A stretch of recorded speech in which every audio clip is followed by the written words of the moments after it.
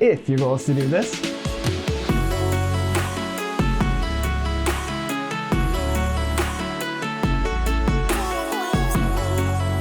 then keep watching.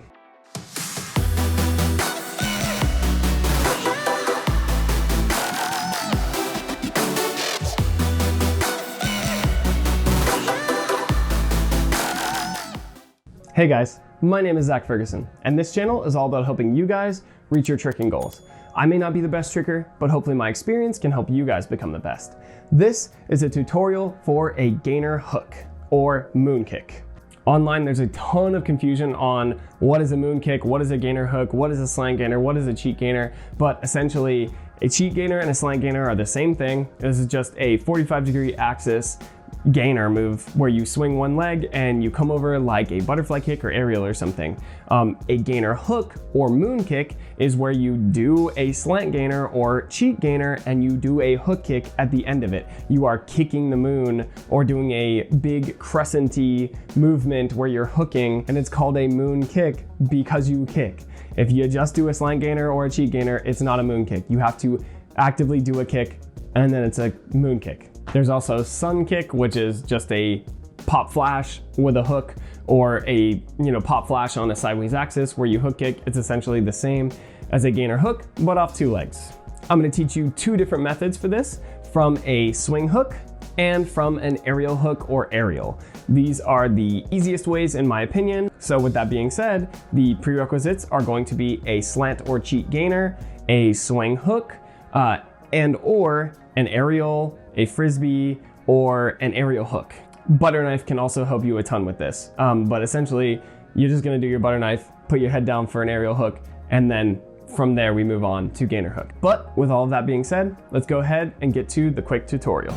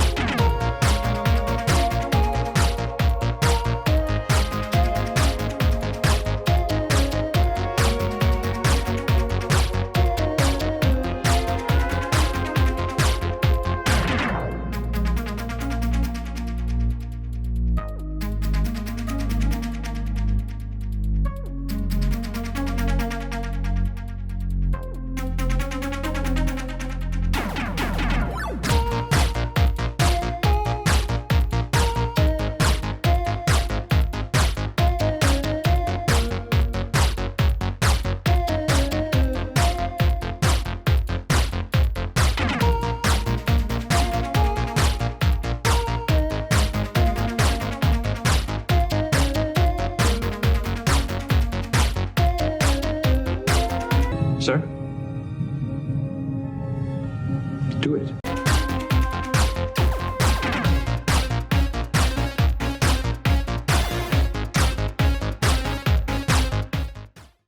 Okay, so what is a gainer hook? I kind of already explained it in the intro, but just again, you do a J-step or scoot or TDR or whatever setup you want to do, and then you swing your leg at a 45-degree axis so that you do a slant gainer or a backwards flip on a 45-degree axis, so not quite all the way inverted, and then you turn your hips, chamber, and do a hook kick. It's really that simple. So let's go ahead and jump into method number one. So for method number one, I recommend that you do it from a slant gainer or a swing hook. Swing hook is just kind of the lower progression or lower evolution of a slant gainer for my methods of teaching. So I'll walk you through it really quick. So before we start this, I recommend that you either have a swing hook, you can watch it right there. It's a small progression, it doesn't take that long, but make sure that your hook kick is really strong, and then come back to this video, and or watch my slant or cheat gainer tutorial. That's a really long one, but it can help you immensely, and it's similar to this. So there's gonna be a lot of crossover, but it can help you learn how to do it, and then this can help you just alter it slightly so that you can gainer hook. But either way, let's get to it. So from here, I assume you have your swing hook. So you are going to do your swing hook and make sure you are hitting the same target with both legs through your swing hook. It's important to do both legs, or at least try to do both legs, because then it's going to ensure that you are actually swinging, because sometimes if you do a swing hook or a skip hook or step over hook, people will tuck that leg a lot and it won't translate very well to a gainer hook, because the gainer momentum comes from that first right leg swinging over very powerfully. So make sure that you have a solid swing hook with both legs kicking. It should feel like a round kick and a hook kick. Once you got that, you just want to make it a little bit higher and make sure you float a little bit before you move on. Then all you're going to do is start shifting away from your target towards your right if you twist to your left. So you're just going to turn to your left side and you're going to swing up kind of at this angle, but also at the 45-degree angle. You can pivot your foot all you want, but make sure that you start with your hips facing this direction so that your dom, or direction of momentum, is going backwards when you are swinging. So you are starting by leaning backwards and falling backwards, and then from there, you just spot and do a swing hook, just like we were doing swing hook normally earlier. Once you got that, you just start inverting it more and more and more. What you can do is you can spot the ground before you actually swing hook. So you look at your target, make sure your hips are squared up, and then you look over at the ground and you swing that leg up high as you're looking at the ground. This is gonna help you lean back a little bit, and then you just turn and find that target again, spot, and hook kick. If you have a friend with a target, or you can set up a target for yourself, then you can just keep your eye on this target the whole time and start to invert your swing hook and hook kick. From there, you'll basically don't want to gain a hook. But what you want to do is add your setup at that point. So if you're doing it from a J-step, what you want to do is start with your back to your target. So the camera is my target in this instance. What I'm going to do is step forward and to my right so that I am setting up for a J-step, and then I'm going to jump completely forward and then turn completely 90 degrees. If you have trouble with your J-step, I actually have a portion just on J-step in my cork tutorial that you can watch there.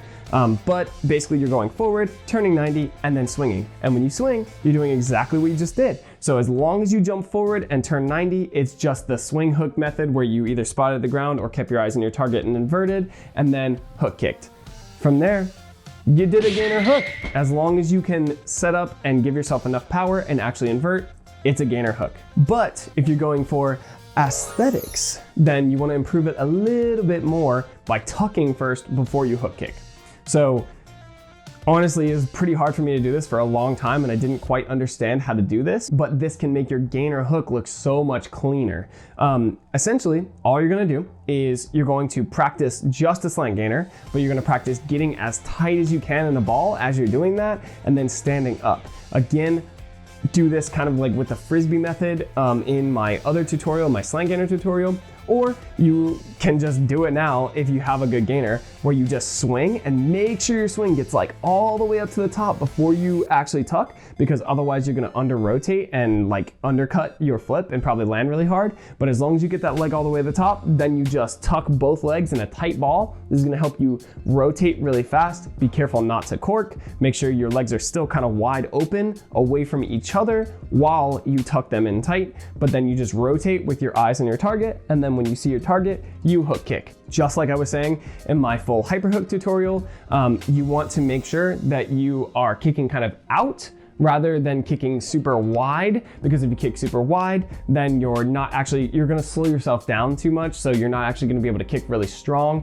and you might chamber too tight and it may look gross and not good. If you extend out, you already have a bunch of sideways momentum pulling you, so it's actually gonna be a lot easier for you to have a clean hook kick when you do this, because the momentum is gonna pull you into that chamber anyway, as long as you extend. And that's method number one. So for method number two, what we're gonna do is do it from an aerial hook or an aerial. So honestly, the progression is pretty similar, but it's gonna be what you're thinking about. Almost any video, when I'm talking about a different method, it's basically just changing your mindset or how you think about the trick. But what we're gonna do is set up for your aerial, do a couple good aerials, make sure your legs are pretty strong and straight, and then do an aerial hook. If you wanna do it the most lazy way and you don't have an aerial hook at all, what I'd recommend is just getting the frisbee, keeping your legs all tucked up and lazy and making it easy, but kicking hard at the beginning so you get a little bit of height, and then turning and doing a hook kick. The reason I say frisbee works, even though I just said keep your legs straight, is because it helps you turn your hips, but I'd recommend if you already have an aerial, just do an aerial and then turn on a more 45-degree axis rather than over the top, and you'll automatically do a hook kick if you keep your legs straight. From there, all you gotta do is tuck it in a little bit and then extend. So if you're doing an aerial hook or you wanna get an aerial hook, Frisbee is probably the best way. I'll make an aerial hook tutorial on this, but essentially, if you can do an aerial hook where you tuck a little bit right before you kick, then that is optimal for this. If you can't, then we can even just do the hook kick the same way at the end. Once you learn it with a big open aerial hook, then you can just tuck it like we did on the last method. But basically, once you got your aerial hook, all you're gonna do is change the way you're stepping into it. So normally you step backwards into it as if you're going to do a B-twist or something. What you're gonna do instead is take that right leg that's normally in front and switch it to the back. From here, you just go around the side a little bit and think of it as if you're doing an aerial. I don't necessarily recommend doing it like a cartwheel because that's how you kind of work towards a slant gainer, and I would assume that you already have the ability to jump and land on your feet without the use of your hands if you're watching this tutorial. So we're skipping right to aerial. Basically lean back, make sure your chest is pulling first, and then you're just kicking that leg and you're kind of turning it as you're kicking it. So you are turning like you're going to start a gainer and swinging up in front, but then you turn it backwards so you're pulling more with your hamstrings and your glutes, and then you just kick down towards the ground really hard. And if you can get over that weird feeling, then it's just the same thing with aerial hook. You just kick over, open your hip, look at your target, and kick. Then you start to swing more and more and get used to the swinging momentum and the swinging motion as you turn your hip and then step down and then hook kick. Really, spotting your target is gonna be really helpful for this. So I'd recommend spotting behind you at the floor, looking as you're about to land, and then as soon as you know that you're gonna land, turn and find that target and hook kick strong. But essentially it's just making that more and more inverted and then adding a setup, and then you got yourself a gainer hook. It's pretty simple. I actually had a student with Mackenzie Emery and we taught him 2 different methods. I recommended the slant gainer method, where he just does a slant gainer and then does a hook kick, and then she recommended the aerial method, and both worked pretty well for him, but I feel like aerial worked a little bit better for him. So hopefully, you know, thinking about it like an aerial will help you like she recommended and helped him. But if the gainer hook is really big and open and you want it to not be like that, this is the time where you think of it like a Frisbee, where you hook kick, or tuck up a lot, where you hook kick at the end. That tucking really helps you chamber and make it look like you're extending, because you can do a really good aerial hook, but if you turn your hips correctly and everything and you don't actually chamber, then it kind of just looks like you did an aerial. It's hard to distinguish between the two. So make sure you pull in at least with that left leg and then extend again if you want a good gainer hook. But let's go ahead and move on to common mistakes. The first most common mistake I see on this is doing it too much like a gainer flash. I had a lot of trouble getting gainer hook for a long time because I actually had a really solid gainer flash, and it was hard for me to do a slant gainer or a cheat gainer. So make sure that you have a solid distinction between gainer flash and slant gainer or cheat gainer. Otherwise, you might be stuck doing this. So you want to do this on a 45-degree axis for your swing rather than over the top, because it's basically going to be really hard for your hips to turn and extend sideways.